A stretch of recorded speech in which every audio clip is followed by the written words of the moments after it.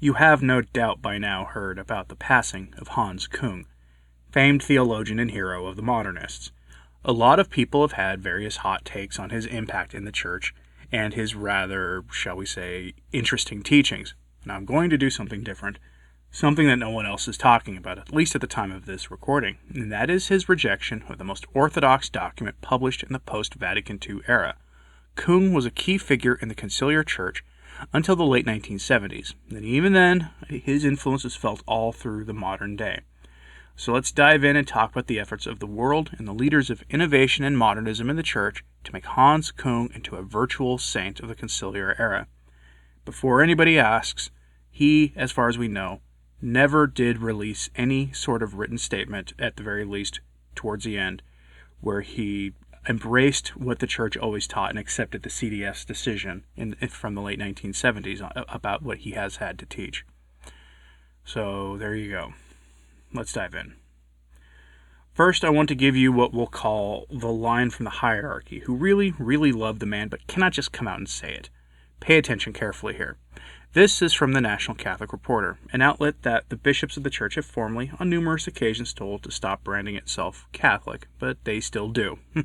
Headline: Bishops recall Father Hans Kung as theologian who loved the Catholic Church. Now, that piece is by someone calling themselves Cindy Wooden, and props to her for doing one thing. She called him Father Hans Kung, because no one else is doing that, because he stopped being a priest in the late 1970s. But let's continue. If you want to read all these stories for yourself, they'll be linked at the sources blog at returntotradition.org as usual. I can't post the links directly here due to some of the host rules that I try to abide by. But check out how this piece characterizes him. Quote, German and Swiss bishops who knew and worked with Father Hans Kung described him as a man who loved the Catholic Church, even though the theologian sometimes went beyond the limits of Catholic doctrine and criticized the decisions of church leaders. Swiss-born Kung, 93, passed on April 6th in Tübingen, Germany, where he lived and taught for decades.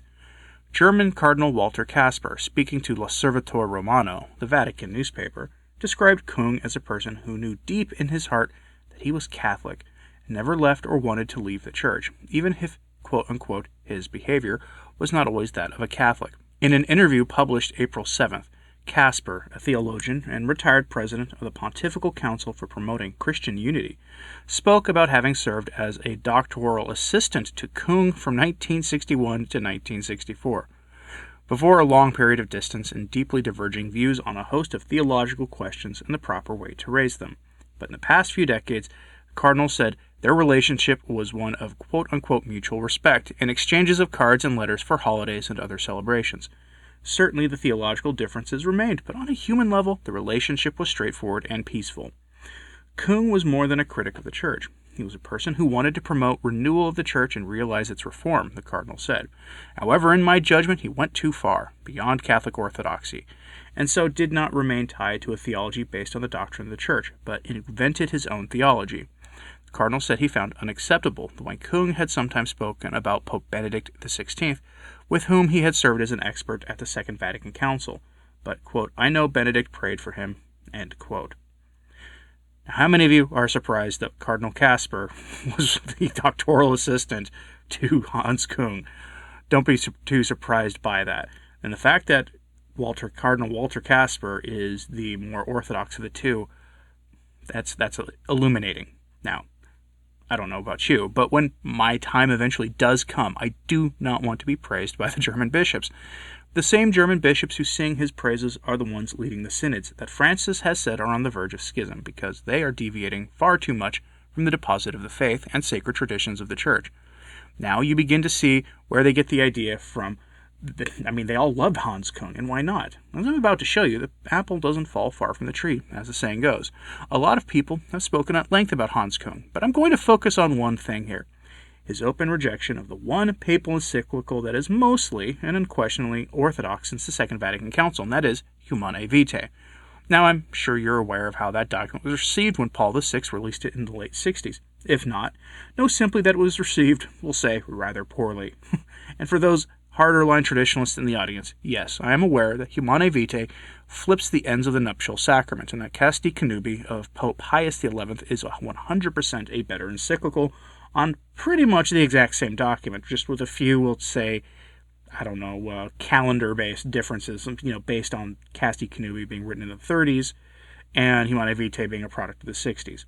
But Humanae Vitae was prophetic on what the effects on people and society would be for embracing a rejection of the 6th and 9th commandments, and Paul VI was brave for writing the document, given the pressure he was receiving from his own bishops and priests from all over the church to join the rest of the world in embracing this kind of sin.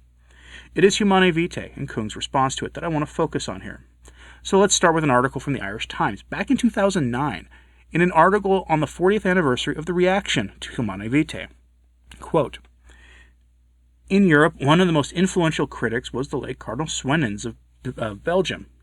As an aside, he was one of the Council Fathers, by the way. He wondered whether moral theology took sufficient account of scientific progress, which can help determine what is according to nature. I beg you, my brothers, let us avoid another Galileo affair. One is enough for the Church." Quoting Swenens there. In a 1969 interview, he said Pope Paul's decision was in contravention of collegiality in the Church, as defined by the Second Vatican Council. The decision was non-collegial or even anti-collegial, he said. In this, he was supported by leading Catholic theologians Karl Rahner and Hans Küng, as well as by many bishops. It is said that in March 1969, Pope Paul met Cardinal Swenens to discuss the encyclical, and at the end of the meeting, the Pope said, "Pray for me, because of my weaknesses, the Church is badly governed." In fact, Pope Paul VI remained deeply troubled by it all until his passing in 1978. At the root of much of the dissent was the simple fact that a commission set up by Pope John XXIII in 1963 to address the issue central to Humanae Vitae, by a significant majority, that the Church must change its ancient teachings on it. Pope John's commission was made up of 6 laypeople who were asked to address these issues. Shortly after he became Pope in 1963, Paul VI expanded the commission to 72, and mostly quote. This piece makes it sound like towards the end, Paul VI regretted defending the traditional view of these things in his encyclical. Whether that's true or not, I couldn't tell you, and I'll let you make up your own mind, but notice something that should have been a wake-up call to the state of things in the Church during the Council, that the bishops near universally sought to change what the Church teaches on this most important of topics. Amazing, and it didn't occur to Paul VI that just maybe forging ahead with a council led by these same men might not be the best idea ever. Maybe my criticism is fueled by a 2020 vision of hindsight, but also notice something here. Hans Küng and his good friend, Bishop Barron's favorite theologian, Karl Rahner, both agree that Humanae Vitae was incorrect, and that this is critical, that its contents were not magisterial, and that you and I could disregard Paul VI's defense of the traditional Catholic view of the world. Truly remarkable. We're not talking about something that's new, like, say, Laudato Si', which forged into areas that the Church really hadn't said much about before. That's truly remarkable here. And what was the effect? Küng was a major voice at the time, one who was highly respected by the leaders of the Church. We received the Winnipeg Statement, which was the Canadian bishops telling the faithful that on faith and morals we didn't really need to listen to the Pope. Now, 50-plus years after Humanae Vitae, most studies show that 95% of the laity do now or have in the past disregarded what Paul VI taught in Humanae Vitae. Test this for yourself if you want. If you go to a Novus Ordo parish where the so-called ordinary form of the Mass is said on Sunday, during the coffee and donuts after Mass, ask people about Humanae Vitae, and if they follow Paul VI's words on it, or if they have disregarded what the Church has always taught for one reason or another. If you do, it'll be eye-opening for you, most likely. And I say this about the Novus Ordo because while I don't have the chart handy anymore, one of the major polling and research firms did a survey of Catholics in America and their adherence to what the Church teaches on that topic, and found that only something like 1% of Catholics in the traditional Latin Mass parishes disregard what Paul VI said in Humanae Vitae, while a overwhelming majority of Novus Ordo parishes do. It's almost a mirrored image, and it's not the only topic like that either. But how did we come to this reality? Men like Hans Küng were calling the faithful to disregard the Pope's critical teaching at this time, and his work lasted until 1979, when he was told formally by the Vatican that he was wrong and that he no longer had the backing of the Church on, well, anything. That was under John Paul II, and then Cardinal Ratzinger in his time in the CDF. But Küng's influence didn't end there. He didn't become a footnote in conciliar history. No. Later, various secular outlets would sing his praises along the lines, with the John Courtney Murray types and others who were also responsible for much of the innovations we saw after the council. Now, John Courtney Murray is one of those characters presented in Windswept House under a different name, to give you an idea.